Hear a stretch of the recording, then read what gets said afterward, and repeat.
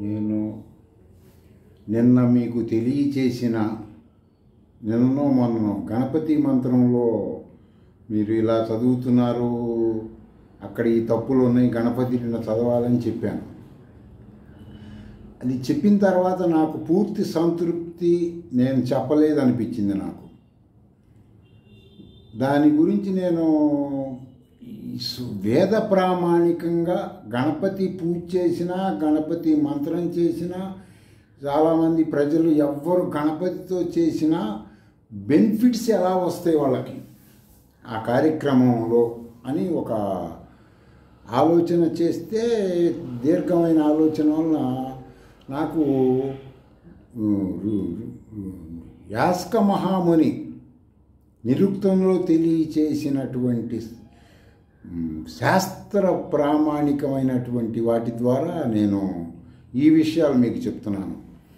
ఇప్పుడు ఏ కార్యక్రమం చేసినా కూడా గణపతి ఏనుగు తల అనబడేది అలంకారం కోసం పురాణాల్లో చెప్పారు. అలంకారం అంటే గతంలో చెప్పాను, అలంకారం అంటే ఏంటి అనేది. మానవుడు ఇప్పుడు ఇది పులి లాంటి వాడు అంటే పులి కాదు కదా, పులి లాంటి బలం కలవాడు. ఏనుగుకి బలం ఉంటుంది, బుద్ధి ఉండదు. మానవులకి బుద్ధి ఉంటుంది అందరికీ. స్వతహాగా మానవుడు జంతు ప్రపంచం నుంచి వేరుగా ఉంది, అందువల్లనే బుద్ధి బలం వల్లనే. వాటికి బుద్ధి బలం ఉండదు, బుద్ధే ఉండదు, బలమే ఉంటుంది అక్కడ. సరే, ఋగ్వేదంలో 10:71-9లో ఏమని ఉంటుందంటే, వేదార్థ జ్ఞానము లేక ఎవరు ఏ యొక్క ఆధ్యాత్మిక కర్మలు చేసినా చేయించినా ఆ మంత్రదేవతలు ఫలితము ఇవ్వజాలరు. చేసే వాళ్ళకు కూడా ఏ విధమైన ఆ కర్మల వలన ఉపయోగం ఆధ్యాత్మిక పరంగా ఇరువురికి ఉండదని ఉంటుంది.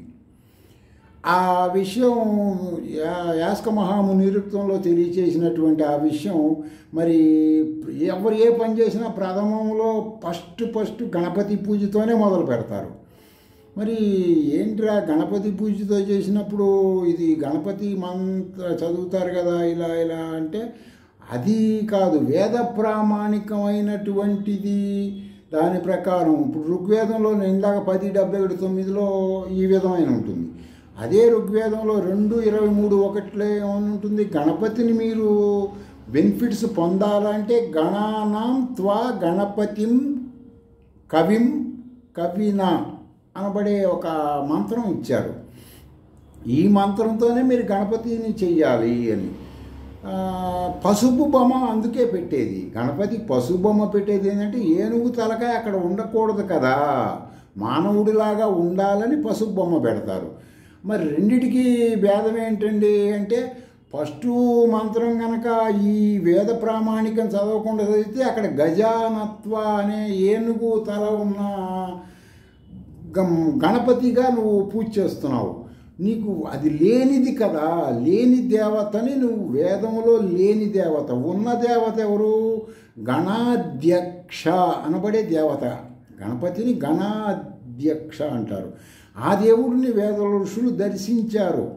ఆ దర్శించినటువంటి ఆ ఋషి ఆ దేవత ఏమి ఇవ్వగలుగుతుంది, ఏమి ఇవ్వదు అంటే, సూర్యుడి నుంచి వచ్చే కిరణములు ఏ విధంగా మానవుడికి బెనిఫిట్స్ ఇస్తాయో ఆ మంత్రం చదివి అక్కడ చేసే కర్మల వలన చేసే వాళ్ళకి ఒక ఆరాలాగా ఆ మంత్రదేవత ఉంటుంది.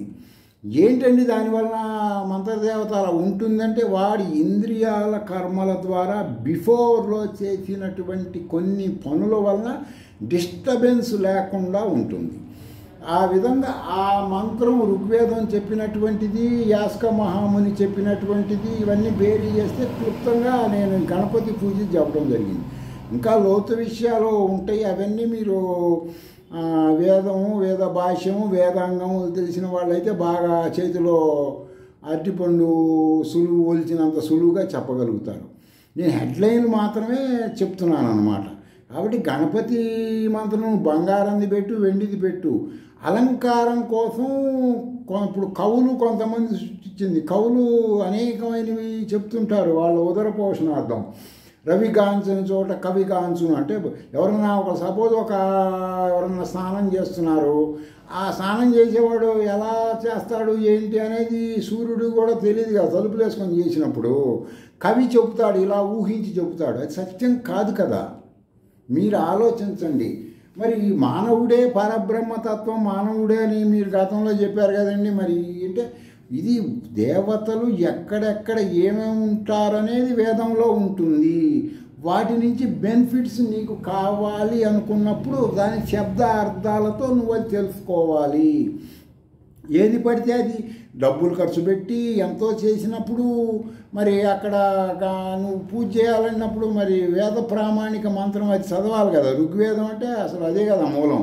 దాంట్లో 2:23 చెప్పినట్టు గణానాంత్వా అనే మొదలుపెట్టి చేస్తేనే ఆ కార్యక్రమంలో ఆటంకములు ఉండకుండా ఉంటాయి. ఆ దేవత చేసే పని ఏంటి, ఎవరు ఏ పని చేస్తున్నా ఆ ఇప్పుడు శ్రీ విద్యలో గణపతి మంత్రంలో వచ్చేసి ఈ ఏకదంతాయ వక్రతుండి ఇవి ఉండవు ధ్యాన శ్లోకాలు శ్రీ విద్యలో కూడా. ఎందుకని ఉండవు అంటే శ్రీ విద్యలో కూడా ఆ దేవత ఏమి ఇవ్వగలుగుతుందో ఏమి ఇవ్వదో ఆ విధంగా చేస్తారు.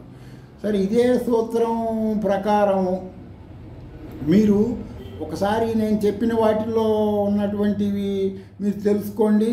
ఈ ఆధ్యాత్మిక వృత్తుల్లో ఉన్నవాళ్ళు కూడా కొంతమందికి తెలుసు, కొంతమందికి తెలియకపోవచ్చు. మీరు వాటిని ఆ గ్రంథాల ద్వారా తెలుసుకొని ఆచరించండి. మీరు లాభపడండి, ప్రజల్ని వేద జ్ఞానం వైపు మళ్లించండి.